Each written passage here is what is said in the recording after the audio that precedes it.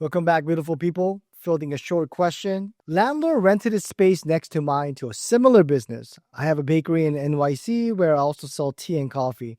I'm in the year eight of the 10-year lease with an option to renew for another 5. My landlord recently rented his space next to mine to a cafe. I understand that we do not have an exclusive right to sell coffee. It's not our main business, and we did negotiate for that right. However, I learned today that the new business will also be baking on their premise. Won't that be making them, in essence, a bakery and a direct competitor?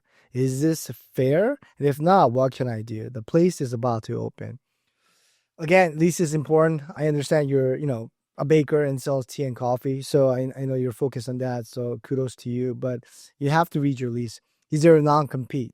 Is there a prohibited use? So meaning that if you're selling bakery and it's you have to really define when you sign a lease how to protect yourself. So usually, I'm going to give you an example. Starbucks comes into a shopping center. They sell coffee, but they have bakery goods. I don't think Starbucks bakes them there, but they're bringing it to the third party and they sell it, like cake pops, lemon bar, whatever it may be.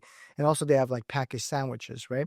But their primary business is coffee or tea. So what that does is when you put in that language, the Starbucks is very comprehensive about protecting their core business, which is coffee and tea.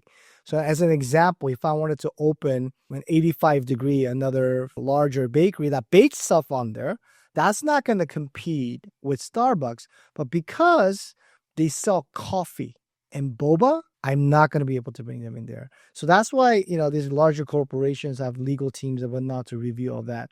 So my advice to you is to read your lease. If there is a certain prohibited use in there regarding your bakery goods, certain language you might see that if you're baking it there on site, but someone's preparing and bringing in already baked goods, that might exclude them, right? So they're still able to do so. So I think it's going to be the semantic of the language and how that was formulated. So my biggest advice is to go review your lease and see what kind of protection you may have.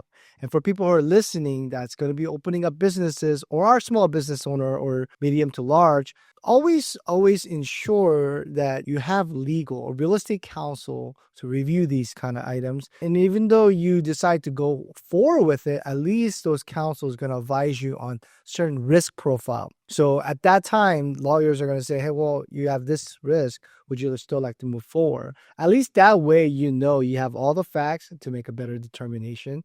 And in return, that's going to lead to more success in your core business.